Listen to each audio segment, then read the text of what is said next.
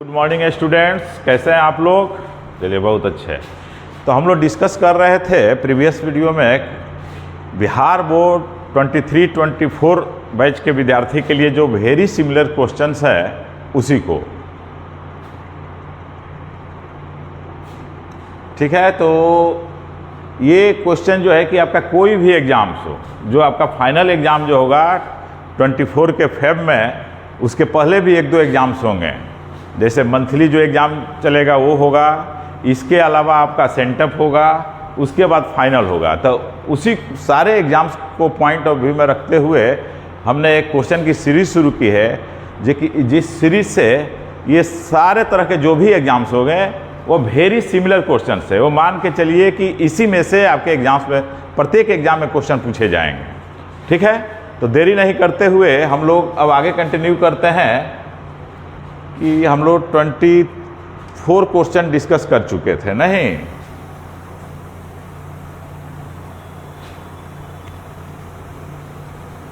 27। India remains immovable because of her independence, glory. तो यहां आपका आंसर है ग्लोरी, नहीं।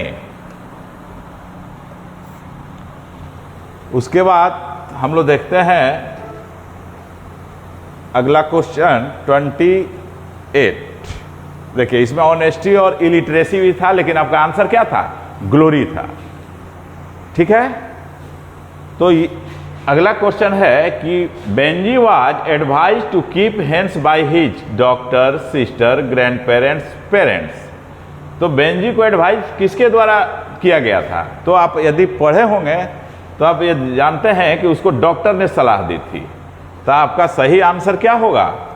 यहां पर ऑप्शन ए, जो कि डॉक्टर है। ठीक है, कोई दिक्कत नहीं। चलिए अगला क्वेश्चन देखते हैं। I banged my dash on the floor. Bang का मतलब क्या होता है? जैसे कि तुम चल रहे हो खाली पैर और जिसको हम लोग कहते हैं कि ठेस लग गया, नहीं तो वही जो कि ठोकर लग गया। तो I banged my dash on the, इस तरह से जैसे ठोकर मारते हो ना पैर से किसी चीज पर, वही चीज। तो यहाँ ऑप्शन होगा कि किस में? अंगूठे में। तो अंगूठे के लिए TOE, टो होता है, इसलिए आपका आंसर होगा ए। TOW कोई मीनिंग ही नहीं है, TOWE भी कोई नहीं है। टोर का मतलब होता है टीयर, टॉर्न होता है। टीयर मतलब चीर देना, फाड़ देना। अगला क्वेश्चन है डैश गॉड अपील सेबी, जे नहीं है, सेबी नाम है उसका, आई है, ये टाइपिंग का एरर है। ठीक है, तो सेबी तो unpolished, peculiar, symmetrical and even. यहां पर एंड भी है, सिमेट्रिकल एंड इवन। तो जब भी सेबी जब चलता था तो क्या देखते रहता था? गॉड को देखते रहता था। तो एक बार आपको याद होगा, अगर पढ़े होंगे, कि बूढ़ी के पास एक छोटा सा कद्दू था, कदीमा था, तो वह सिमेट्रिकल और इवन था। वही आपका आंसर हो जाएगा, सिमेट्रिकल एंड इवन। ओके, कोई दिक्कत नहीं। चलिए अब आगे देखते हैं।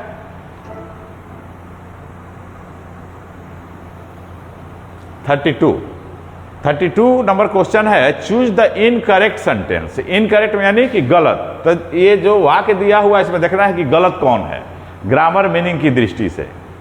अब देखते हैं हम लोग। आई डोंट केयर ऑफ दिस, यहां फुल स्टॉप होगा सब जगह, ये सब जगह फुल स्टॉप होगा क्योंकि ये एक सेंटेंस है।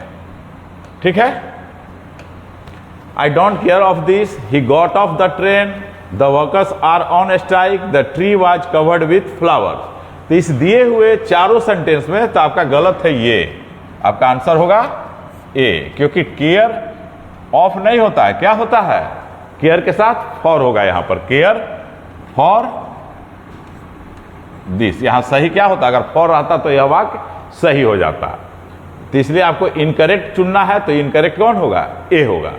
ही got off the train, get off का मतलब होता है उतरना, गाड़ी पर से जो उतरते हैं ना ट्रेन से या बस से, that is called get off. Phrasal verb है। फ्रेजल वर्ब जब हम अलग से एक क्लास लेंगे तो उस पर डिटेल्स में आप लोगों को डिस्कस करेंगे। अभी यहां पर देखिए, the workers are on strike. Workers क्या थे? स्ट्राइक पर थे। तो ऑन स्ट्राइक सही इडियम है। The tree was covered with flowers, covered के साथ ऑलवेज विथ होता है। जैसे हम कहते हैं कि आकाश बादलों से घिरा हुआ था, it means the sky was covered with clouds. उसी तरह से the tree was covered with flowers, फूलों से ढका हुआ था। तो ये भी सही है, यानी तीनों सेंटेंस सही है। गलत कौन है? ए है, इसलिए आपका आंसर हो जाएगा ए। नेक्स्ट क्वेश्चन देखते हैं। Smallpox has been eradicated dash India, in India, from India, within India, at India. सबसे पहले ये जाने कि इरेडिकेट का मतलब क्या होता है। इरेडिकेट का मतलब होता है जड़ से खत्म कर देना। क्या होता है? जड़ से खत्म कर देना। यानी स्मॉल पॉक्स इरेडिकेट कर दिया गया है कहां से? इंडिया से। यहां पर क्या हो जाएगा? आपका सही आंसर होगा फ्रॉम। ओके, कोई दिक्कत नहीं। चलिए आगे देखते हैं। Choose the correct spelling. यहां आपको स्पेलिंग देखना है। प्रिपेयर शब्द भिन्न भिन्न तरीके से लिखा हुआ है, तो सही स्पेलिंग कौन होगा? ये तो बहुत सिंपल वर्ड है, आप सब लोग जानते हैं कि इसमें आंसर क्या हो जाएगा? प्रिपेयर, यानी सी सही है, बाकी सब का स्पेलिंग गलत है। नेक्स्ट है आयरन इज, यहां देखो, यहां भी देखो टाइपिंग का एरर है। सुपरलेटिव डिग्री है तो द लगेगा ना जी, सुपरलेटिव डिग्री के पहले हमेशा द लगता है। तो क्या हो जाएगा? India is the most useful of all the metals. Choose the correct negative sentence, इसको निगेटिव बनाना है। तो इंटरचेंजेज ऑफ डिग्रीज पढ़े हुईएगा तो उसमें आपको बताया गया होगा, या हम पढ़ाएंगे तो आप लोग को बतलाएंगे कि वो ऑप्शन पहले देख लीजिएगा कि सेंटेंस क्या दिया हुआ है। तो देखिए, iron is not useful of all metals, no other is as useful as iron, useful is not metal. यहां पर आंसर और नो अदर, देखो यहां पर ऑप्शन एक और नो अदर मेटल यहां पर होना चाहिए, ठीक है। No other metal is as useful as iron. तो नो अदर से वाक्य की शुरुआत होती है, जो कि नो अदर क्या है? निगेटिव वर्ड है, निगेटिव कर देगा। और स्ट्रक्चर ये भी सही है, यानी कि आंसर हो जाएगा B. Iron is the most, यहां पर द था सुपरलेटिव, यानी इस सुपरलेटिव डिग्री को किस में बदला गया? पॉजिटिव में बदला गया या निगेटिव हो गया? तो आंसर हो जाएगा कि no other metal is as useful as iron. Next question, choose the incorrect sentence. फिर ग्रामर का है क्वेश्चन कि इनकरेक्ट सेंटेंस आपको यहां पर देखना है। तो we singing song in the morning, Radha plays in the evening, Sunita invited me to dinner, Hari is seeking employment. तो यहां गलती देखो क्या है? यहां सिंगिंग है, सब ये क्या है? सब्जेक्ट है, ये आईएनजी। तो सब्जेक्ट के बाद जब आईएनजी फॉर्म आएगा तो वह किस टेंस में होगा? कंटिन्यूअस में होगा। तो उसके लिए एक हेल्पिंग वर्ब, या यह कह सकते हो कि ऑक्सिलरी वर्ब की जरूरत पड़ेगी, जो कि नहीं दिया हुआ है। यहां पर क्या होना चाहिए? तब सही होगा कि यहां पर वी आर सिंगिंग रहता, तब सही हो जाता, या वी वर भी हो सकता था। तो आंसर तुम्हारा हो जाएगा ए, क्योंकि गलती यही है। ग्रामेटिकली यह गलत है। Radha plays in the evening ये सही है, क्योंकि ये सिंपल प्रेजेंट टेंस में है। Sunita invited me to dinner, dinner पर इनवाइट किया, ये भी सही है सिंपल पास्ट में। हरी इज सीकिंग एम्प्लॉयमेंट, देखो ये कंटिन्यूअस में है, तो ये भी सही है। यानी ये तीन सही है। गलत तुम्हारा कौन था? ए। तो तुम्हारा आंसर क्या हो जाएगा? ए हो जाएगा, क्योंकि आपको चुनना है इनकरेक्ट सेंटेंस, कि सेंटेंस कौन सा गलत है। ओके, चलिए अब आगे देखते हैं। Next question, would you mind dash the door. Option क्या है भाई? तो इसमें तुमको चूज करना है क्या? Choose the correct tense form. तो करेक्ट टेंस फॉर्म को चुनना है। सट, सटेड, सटिंग, हैव सट। तो एक चीज ध्यान रखिएगा कि माइंड जब आता है तो माइंड के बाद हमेशा would you mind dash the door, तब क्या होगा?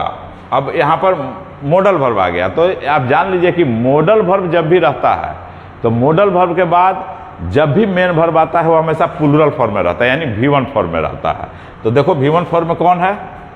Shut the door. आंसर हो जाएगा ए।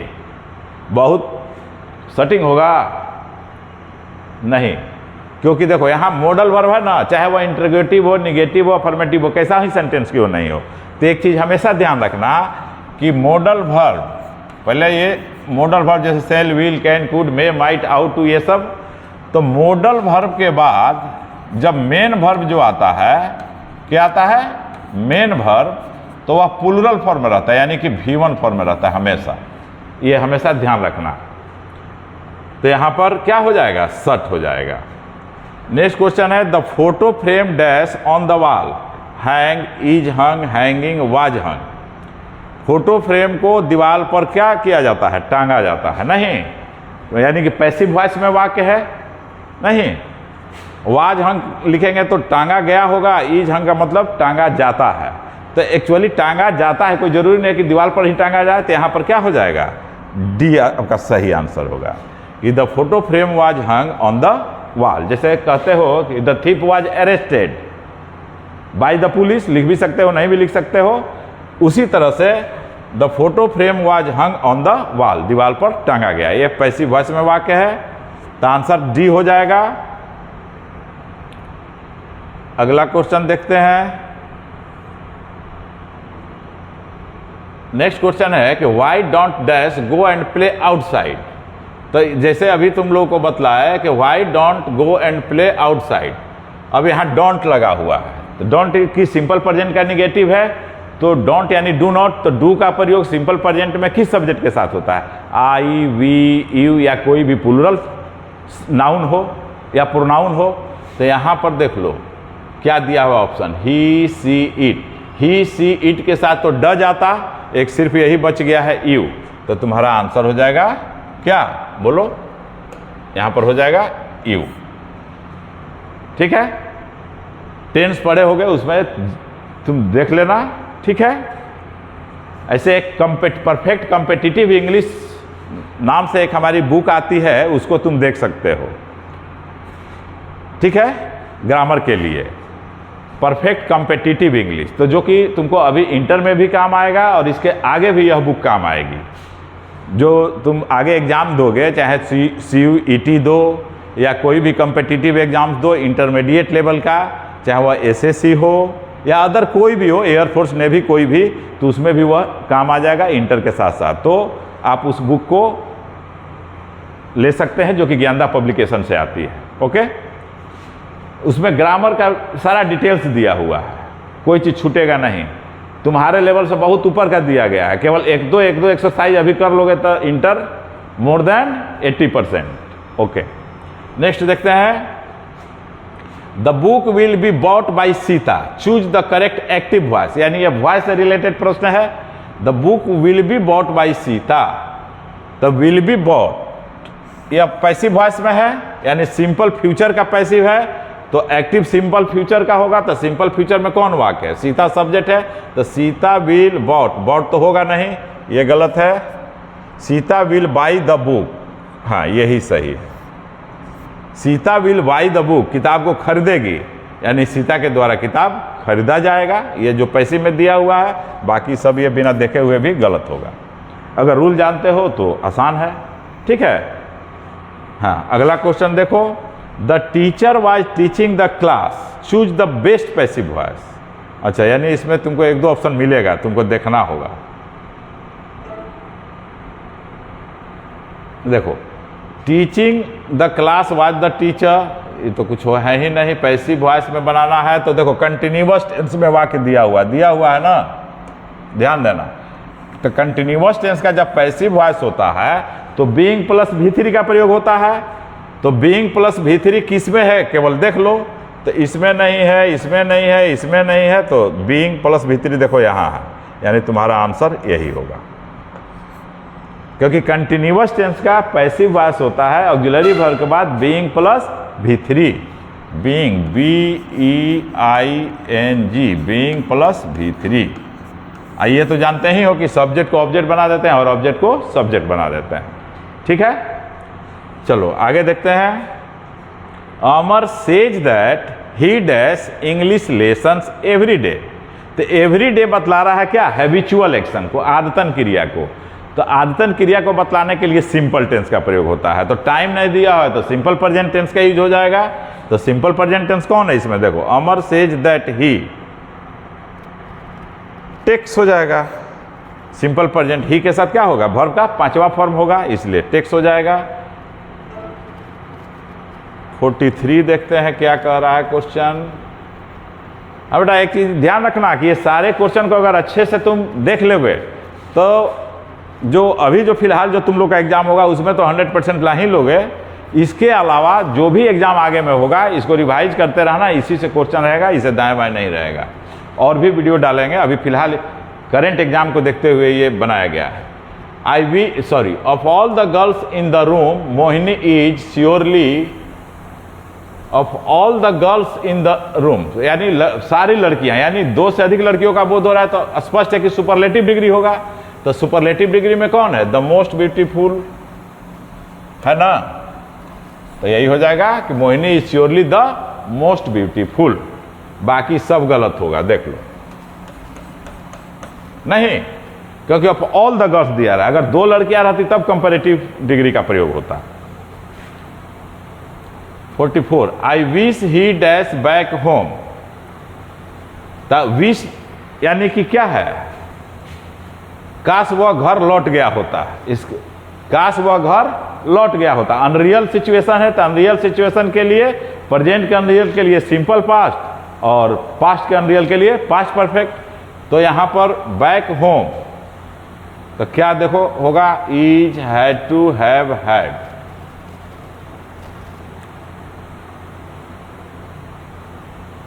यहां पर देखो ऑप्शन होगा हैड। यहां बैक का मतलब क्या? वापस आ जाना। यानी कि इसमें एक्चुअली